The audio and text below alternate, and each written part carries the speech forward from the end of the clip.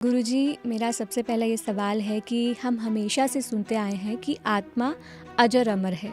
श्रीमद् भगवद गीता में भी यही कहा जाता है कि नैनम छिन्दन्ति शस्त्राणि, नैनम दहति पावक, न चैनम क्लेदयन्त्यापो, न शोषयति मारुता। अर्थात आत्मा को न शस्त्र काट सकते हैं, न आग उसे जला सकती है, न पानी उसे भिगो सकता है, न हवा उसे सुखा सकती है।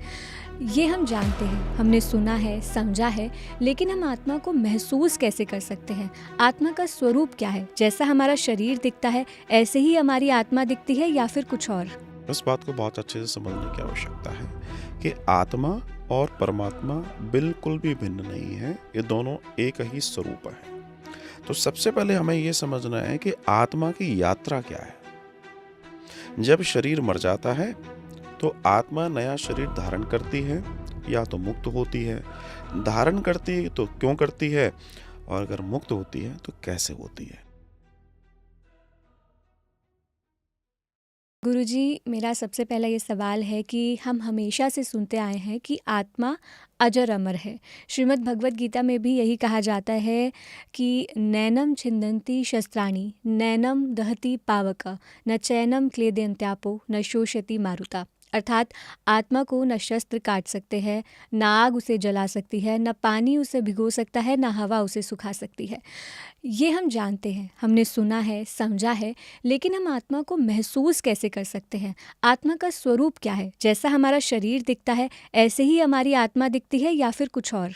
आपने बहुत अच्छा प्रश्न किया और ये मूल प्रश्न है आत्मा से संबंधित कि जो आत्मा है दरअसल इसकी फॉर्म क्या है ना।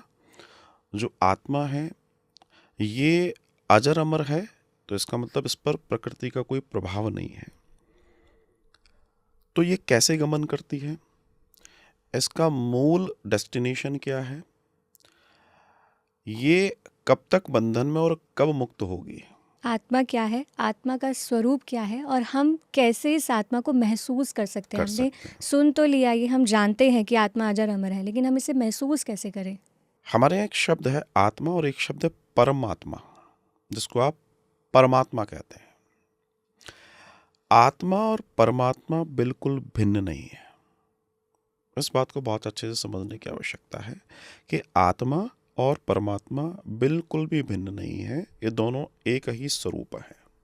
लेकिन जब भी आत्मा किसी जीवात्मा की संगत करती है, वैसे मेरे शरीर में विराजमान जो आत्मा है वो संगत करती है, तो वो उसके अनुसार अपनी कार्यशैली को गढ़ लेती है और वैसे ही वो यात्रा करती है। तो सबसे पहले हमें यह समझना है कि आत्मा की यात्रा क्या है। जब शरीर मर जाता है तो आत्मा नया शरीर धारण करती है या तो मुक्त होती है।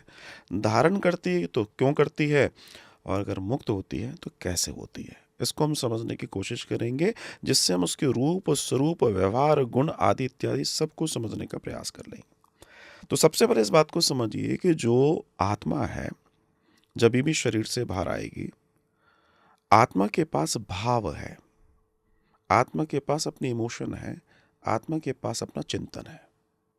ये आत्मा के पास है। जैसे मैं यहां बैठा हूं, मैं अगर ये कहूं कि मैं एक आत्मा हूं, तो सामने वाले को शरीर दिख रहा है। लेकिन इसको और डिस्क्राइब करूं तो मैं क्या कहूंगा, ये मेरा हाथ है। तो अगर ये मेरा हाथ है तो इसका मतलब कोई है जो अंदर से कह रहा है ये मेरा हाथ है। कोई अंदर है ना, तभी तो वो कह रहा है। मेरा सर, मैं सर नहीं, मेरा शरीर। हम क्या कहते हैं, मेरा शरीर थक रहा है। मैं शरीर थक रहा हूं बोलते हैं क्या? नहीं, मेरा शरीर थक रहा है, मतलब मैं नहीं थका हूं लेकिन मेरा शरीर थक रहा है। तो ये मैं कौन है? ये वही आत्मा है जो अंदर विद्यमान है। जैसे विज्ञान कहता है कि आंख देख रही है, विज्ञान ऑब्जेक्ट पे बात करता है, लेकिन हमारा दर्शन क्या कहता है, नहीं, आंख से मैं देख रहा हूं। मतलब आंख के पीछे कोई है जो आंख से देख रहा है, और जब वो हट जाता है ना शरीर से, तो आंख खुली रहती है लेकिन दिखता कुछ नहीं है। हम उसी आत्मा की बात करने जा रहे हैं। तो अब ये जो आत्मा है इसका बड़ा सैद्धांतिक दर्शन है कि जब ये एक शरीर छोड़ती है तो शरीर के साथ साथ जो भी जीवन को ये जी है वे वैसे भाव में ये फ्री हो जाती है।